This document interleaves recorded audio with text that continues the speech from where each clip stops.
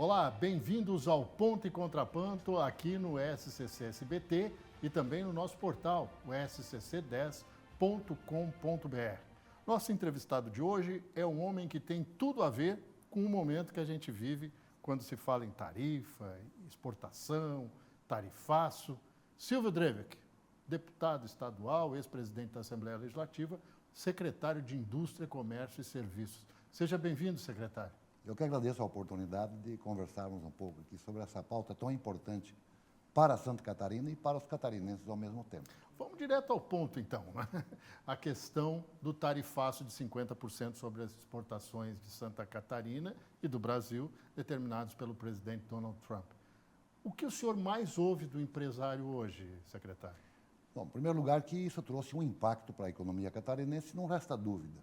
O nosso estado é um estado exportador. E os setores mais afetados, pelo menos o que nós diagnosticamos até o momento, é o setor da madeira e de móveis. Né? Justamente da sua região. Na região do Planalto Norte, na região de Caçador, na região de Lages, entre outras regiões. Mas é o que mais afeta, tanto pelo número que é exportado, em dólares e faturamento, e também pela geração de emprego. Os setores também foram afetados, mas esse é o que mais afetou. E o que nós estamos fazendo até o momento, Roberto? O governador Jorginho Melo nos pediu, olha, eu quero que vocês façam um diagnóstico, me tragam números para ver o que nós podemos fazer para ajudar. Então, nós estamos trabalhando, já faz agora a segunda semana, Secretaria da Fazenda, Secretaria de Planejamento, Secretaria da Agricultura, a Fiesc, a Facisc, o BRDE, Badesc, e estamos finalizando esse trabalho para levar ao governador para que ele possa anunciar as medidas de ajuda para esses setores, ou seja, para todos os setores, mas principalmente esses mais afetados, que além de serem os mais afetados, são de regiões mais, eu diria, com mais dificuldade até de poder aquisitivo, que é o Planalto Norte, que é a região de Caçador, que é a região de Lages, né? Que são as mais afetadas, mas nós vamos fazer, evidentemente, e o governador vai assim determinar, ou determinou melhor, que vamos ajudar todos aqueles que foram afetados pela exportação.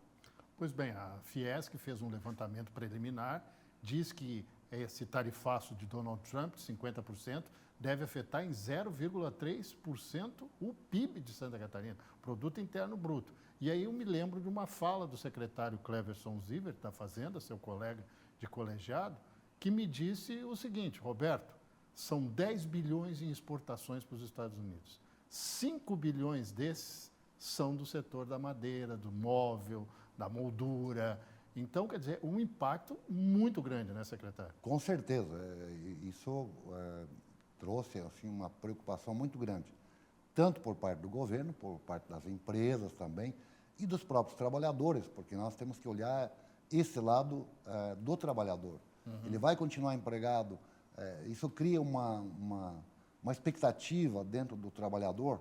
Eu posso dizer isso porque já trabalhei em empresas por muitos anos, e quando se fica um pouco inseguro, bom, se está acontecendo essa crise, eu vou continuar com o meu emprego? Eu tenho família, eu tenho filhos, eu tenho mulher, enfim. Compromissos, né? Compromissos. Tem o boleto para pagar, né? Exatamente, chega ao final do mês, eu vou ter esses recursos.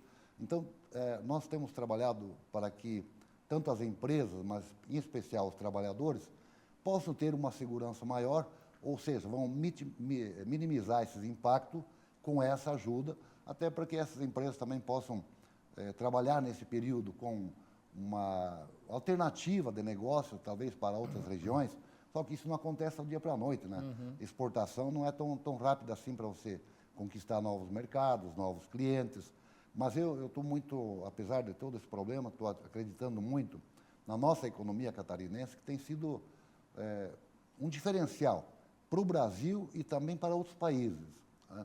Um estado com um percentual pequeno, territorialmente falando, mas que tem uma capacidade enorme de empreender, de inovar, de estar competindo com o mundo, né? Fato, se fosse um país, seria um país de primeiro mundo, né? Eu sempre tenho dito que Santa Catarina é um país dentro do Brasil. Exatamente. Né? Crescer 5,6%, como nós crescemos em 2024 do PIB, né? Nesse primeiro trimestre, o quadrimestre, melhor, deste ano, 7,7% a indústria cresceu. Isso está acima da média, está acima das economias mundiais, né? Então, vamos ver agora como é que nós vamos conseguir minimizar esse impacto. E o que o governo puder fazer, vai fazer. Já tem algumas coisas que ele já ainda não determinou, mas está pensando em fazer, como liberar crédito de ICMS. Pois é, eu tenho essa informação. Liberação de crédito de ICMS, seria uma antecipação, postergação de cobrança de impostos e também a abertura de uma linha de crédito, provavelmente via BRDE/Badesc, né, que seria um socorro, né, uma boia de salvação para aquele empresário que, notoriamente, não só aquele que faz a exportação diretamente, mas para aquele que participa do cluster, né, quer dizer, a empresa que cede matéria-prima para a construção de determinada atividade ou mesmo para elaboração de determinado produto. Serão medidas adequadas, na sua opinião, secretário?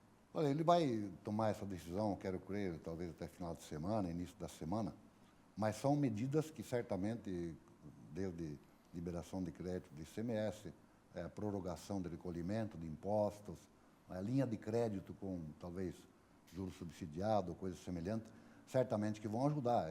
Até porque nós recebemos, quando nós solicitamos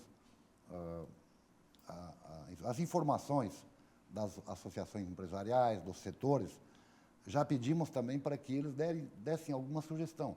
Entre outras coisas, obviamente que veio mais pedidos, mas estão essas alternativas, vamos dizer assim, de liberação de crédito, de linha de financiamento, de prorrogação. Então, me parece que está dentro agora, tem que finalizar isso para o governador tomar a decisão que ele achar que for melhor. E eu acredito que ele vai fazer isso porque ele é um governador que tem apoiado muito o setor produtivo. Quando nós assumimos a secretaria, que foi lá em 23 de fevereiro de 2023, ele me deu o plano de governo dele e disse, olha, eu quero que se cumpra isso aqui, mas para se cumprir isso aqui, você não pode ficar sentado na escrivania, você tem que percorrer o Estado e levar o que nós temos de benefício para ajudar as empresas, mas ajudar o trabalhador e principalmente aqueles que mais precisam, que são os menores. Nós saímos em 2022 de investimentos do setor privado, só através do PRODEC, de 260 milhões para 8,8 bilhões em 8 anos. Foi muito investimento. Fora o Proemprego, que foi mais 11 bilhões de investimentos. Então, isso ele estava certo. Ter programas para colaborar, para contribuir, para ajudar, mas ter na gaveta não resolve. Tá? As pessoas têm que saber. Uhum. E interessante que nos primeiros encontros que nós fizemos, que foram mais de 50 reuniões regionais com a FACISC, com a Fiesc, reunindo o empresariado, me lembro que lá a primeira em Uruçanga, aí o presidente da Associação Empresarial de Criciúma disse, olha, está muito bonito o que você falou aqui, mas 80% do público que está aqui não sabe que existem esses programas e as linhas de crédito, como é o caso do Pronamp Santa Catarina, Pronamp BRDE, Pronamp Renovação. Então, tudo isso somado aos investimentos que o Estado está fazendo, que é uma outra coisa que ele decidiu logo no início do governo dele, no setor energético, por exemplo. Nós andávamos pelo Estado e a reclamação era, não temos energia de má qualidade. Né? São 4 bilhões e meio de investimentos em 4 anos. Né? Agora apoiando o setor... Finalmente, né, o trifásico da energia chegando ao meio produtivo do Oeste, do meio Oeste catarinense. Exatamente. Empresas do meio Oeste já queriam ir para Paraná, né? Dali da região de Caçador, a mesma coisa. Então, hoje isso já está bem menos esse problema, já diminuiu, e quero crer que isso vai ser uma solução aí definitiva em breve.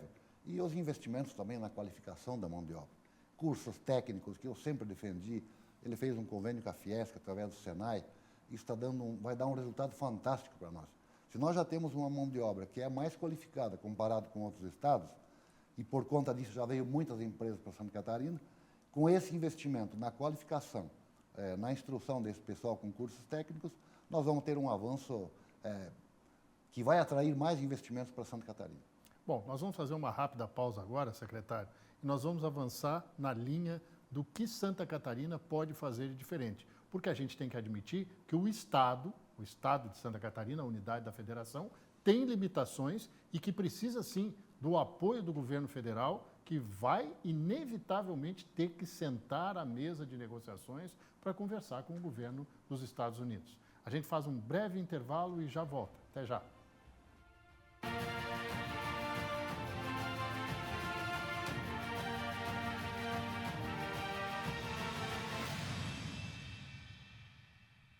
Ponto e Contraponto, estamos de volta aqui no SCC SBT e também no nosso portal, o scc10.com.br, hoje com o secretário Silvio Drevek, da Indústria, Comércio e Serviços. Secretário, evidentemente que o governo do Estado, falava isso no segmento anterior do programa, tem limites para agir diante de uma crise mundial criada pelo presidente dos Estados Unidos, Donald Trump. Onde o Estado e a sua secretaria se apoiam no trabalho junto com o governo federal para tentar mitigar, né, diminuir ou fazer alguma coisa extra além do que está sendo previsto para boia de salvação dos empresários e dos trabalhadores em Santa Catarina?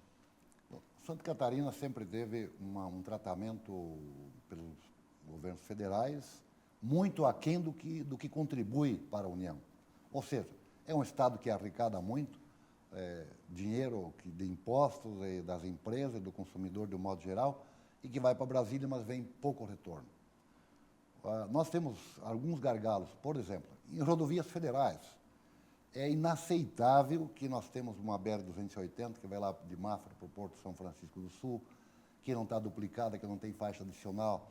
Nós temos uma BR-470 que corta o Vale do Itajaí, a BR-282, a 153 que vai de Porto União até Alto Irani, na 282.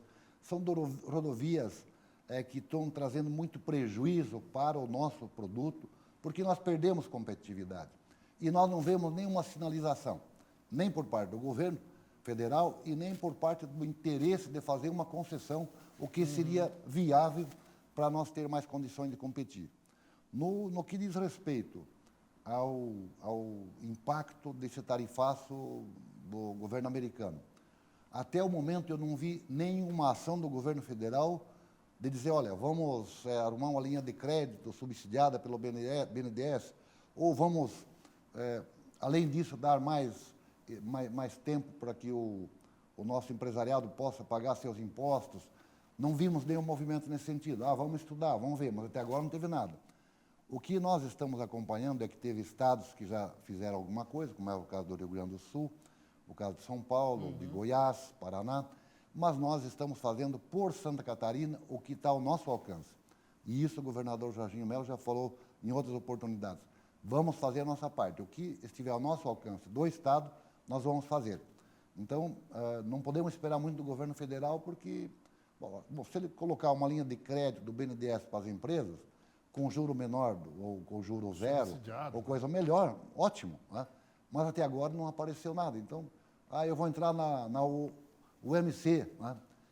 Isso é mais discurso para ganhar tempo. Tem um nome para isso na indústria farmacêutica, que é o placebo. Né?